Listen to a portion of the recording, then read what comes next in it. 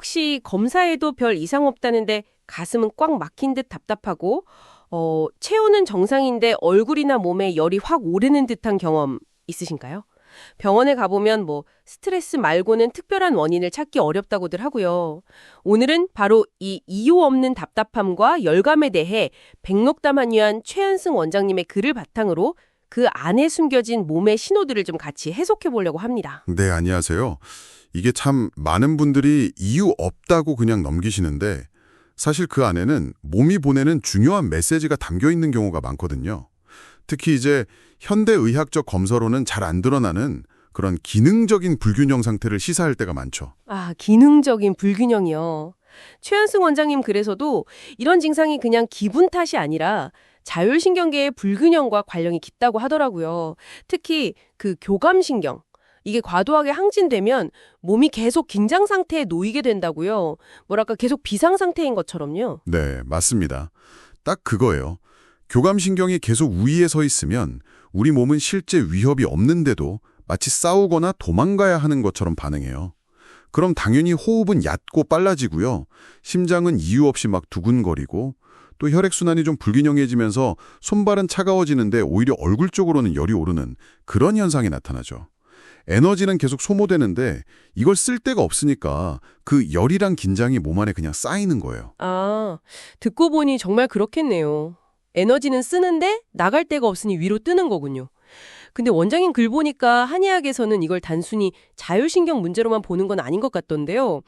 심음허, 간기울결, 담화상녀 같은 좀 생소한 용어들이 나오더라고요. 이게 구체적으로 어떤 상태인가요? 아, 네, 좋은 지적입니다. 그게 이제 한의학적인 관점의 특징인데요.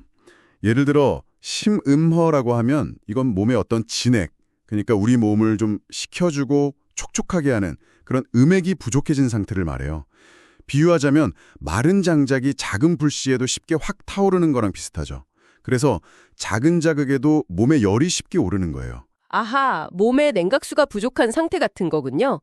그럼 간기울결은요? 이것도 열이랑 관련 있나요? 간기울결은 조금 다른데요. 이건 억눌린 감정, 그러니까 스트레스 같은 게 기의 흐름을 꽉 막아버린 상태예요. 그래서 가슴이 답답하고 나도 모르게 한숨을 푹푹 쉬게 되고 감정 기복이 좀 심해지기도 하고요. 이게 직접적으로 열을 만들진 않지만 오래되면 열로 변할 수도 있죠. 그렇군요. 그럼 담화상뇨는 뭔가요? 이름에 불화자가 들어가네요? 네, 맞아요. 담화상뇨는 스트레스가 좀 더 진행돼서 열로 변했는데 이게 그냥 열이 아니라 약간 끈적끈적한 성질의 담화가 돼서 상체로 막 치솟는 걸 말해요. 그래서 풀이 없는 열감, 그러니까 뚜렷한 원인 없이 얼굴이나 상체로 확 달아오르는 열감이나 가슴 두근거림, 심하면 어지러움증 같은 게 나타날 수 있는 거죠. 그러니까 같은 증상이라도 이렇게 원인이 다를 수 있다는 걸 봐야 한다는 게 최 원장님 글의 요지 중 하나예요. 와, 되게 세분화해서 보네요.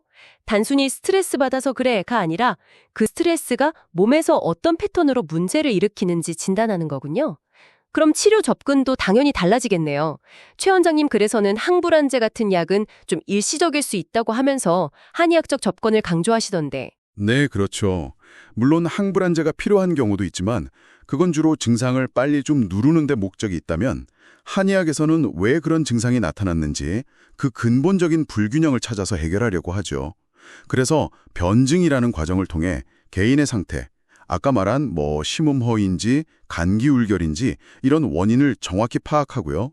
그에 맞는 한약 처방, 예를 들면 황련화교탕이나 가미소요산, 용담사간탕 같은 것들을 쓰거나 아니면 침치료로 특정 혈자리, 내관열, 신문열, 단중열 같은 곳을 자극해서 몸의 균형을 되찾도록 돕는 거죠. 네. 혈자리 자극이요. 예전에 소화 앉을 때 손목 어디 누르면 괜찮다고 들었던 기억이 나네요.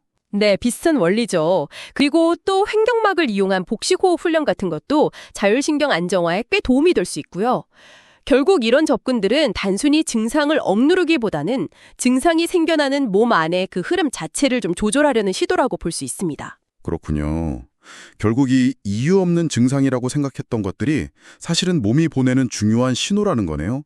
최현승 원장님 글을 통해서 보니까 더 명확해지는 것 같아요.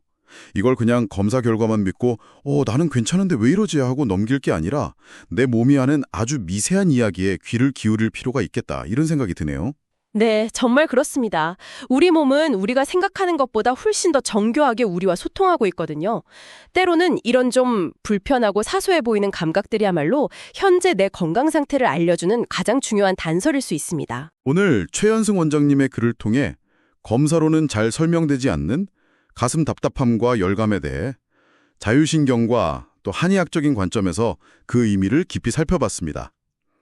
마지막으로 이걸 듣고 계신 당신께 이런 질문을 한번 던져보고 싶네요. 혹시 당신의 몸도 검사 수치 너머의 무언가를 계속 이야기하고 있지는 않나요? 그 작은 신호들에 잠시 귀 기울여 보는 건 어떨까요?